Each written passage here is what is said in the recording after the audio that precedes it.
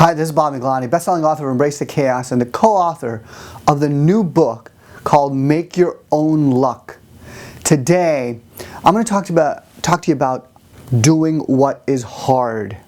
Doing what is hard. You're probably looking at this and saying, I do what's hard. I work very hard.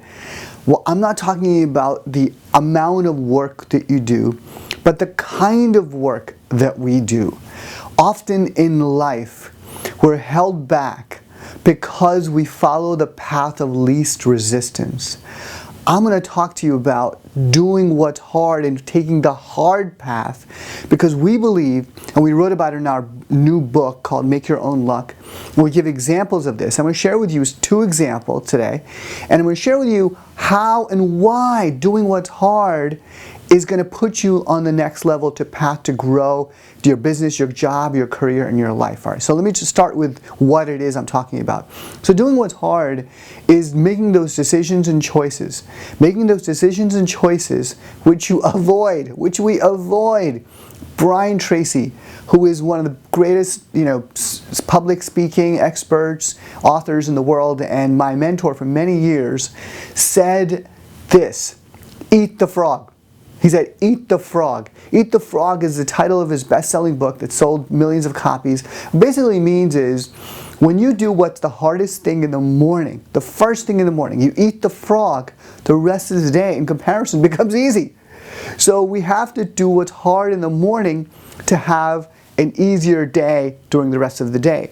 The same principle applies to life and business, which is we often avoid these conversations and decisions that are difficult to make.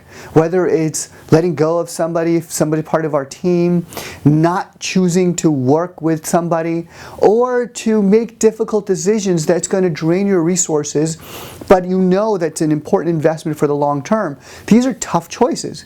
And by human nature, we avoid difficult things to do because, well, they're hard. They're difficult to do. They're painful. They stress us out. They give us anxiety. They give us stress. So all of these things, we avoid doing these things.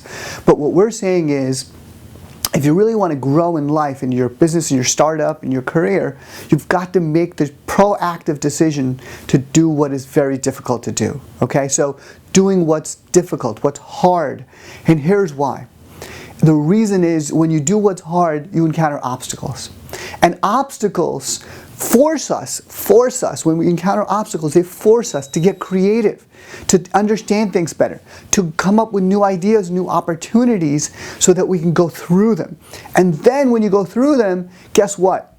It becomes harder for your competition to follow. Doing what's hard makes it harder for your competition to follow you. Let me give you 2 quick examples. So my co-author Rehan Yar Khan, he started as an entrepreneur. He started a small floral delivery company in India. Okay, he started it back in, I think, 1999 or 2000, around that time. And guess what? He got no sales. And we wrote about it in this book. He had no sales. What was happening was there was not a lot of people who had credit cards in India at the time, but he found on his website, he got a couple of orders from the US to have flowers delivered in India. And he became curious about that. And he looked at it as a signal in the marketplace, and he decided to do what's hard, which is to focus his website, to pivot completely his business from an India-focused business to more of an international business. And he created what's called Flora 2000, which is basically a place where you go to send flowers to anywhere in the world. So he found a niche, a narrow area of marketplace that wasn't being served, but it was hard for him to switch from being focused on one market to doing something that was risky. But ultimately it turned out to be he made great success, his sales grew, and he found a niche. And guess what? It was hard for other competitors to follow. It was hard to switch, but it was easier to realize the results only later on. So the point of this is that when you do what's hard, it's very difficult to make that decision because it's risky, you don't know what the outcome is going to be, and it drains a lot of resources and time. But when you do that, when you go through it, you learn, you become creative, and you find a niche that you can get into that makes it easier for you to get recognized and visible in the marketplace. So that's that example of Flora 2000 startup. So the principle, again, the core principle is do what is hard. Let me give you an example of my career. I was working in corporate America at a big company, a Fortune 500 company in New York City. I was working in a small department called pricing. I wanted to go where everyone else was. I wanted to go into marketing. There was hundreds of people in marketing at the time. So I applied for a job in marketing and I didn't get in. I was really upset, unhappy, and I didn't get in, so I didn't get the job. So I realized, you know what, forget that. I'm going to focus on understanding and going deeper into my own job. So I learned, I got busy. I focused my efforts on what I could control, which was understanding healthcare systems around the world. And I became an expert at it. I became such an expert at that eventually pricing became important, and I was becoming more visible into the company, and I got a chance to grow and pitch functions and create opportunities. But let me tell you the example. Okay, the example is you have to do what's hard, which is everyone was doing what was I call easy, which was applying for jobs in the hot areas. Okay, I did something which was very hard, which is to stay where I was and really learn and understand and get a deep, deep, deep expertise and get substance around that expertise. And what that did for me was it was very hard for other people to follow, because not a lot of people could do what I did, spend year, 2, 3 years learning, understanding these complex healthcare systems around the world. And as a result, my career grew. So I did what was hard to do, which was to stay in a certain job and to really get domain mastery at that, real expertise at it. And ultimately, I got a chance to grow in my career and grow in my life. So those are 2 quick examples in this video today I want to share with you about doing what's hard. So if you think about your job, what you're doing, what is the thing that you're avoiding the most? What is the frog that you're avoiding eating?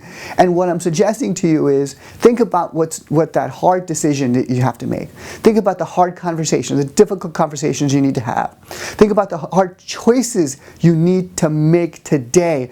Make them. Don't just think about them, make them. And the reason is, you get a consequence. When you make hard choices, you get a consequence. You know what the result is going to be right away.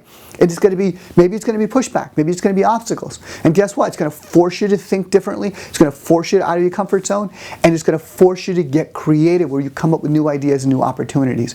When we do what's hard now, our life becomes a little easier later on. If we do what's easy now, our life becomes harder later on. Remember, the mind is a muscle and requires tension and resistance to grow. If you don't have resistance, you're not going to grow. And the way to get resistance is do what is hard. So let me wrap up. I believe that in the times of change that we live in today, and in complexity and so much competition, we have to do what is hard. If we really want to grow, we have to make the hard, difficult choices. This is Bob Miglani with love and respect for all that you do. Have a great day. Take care.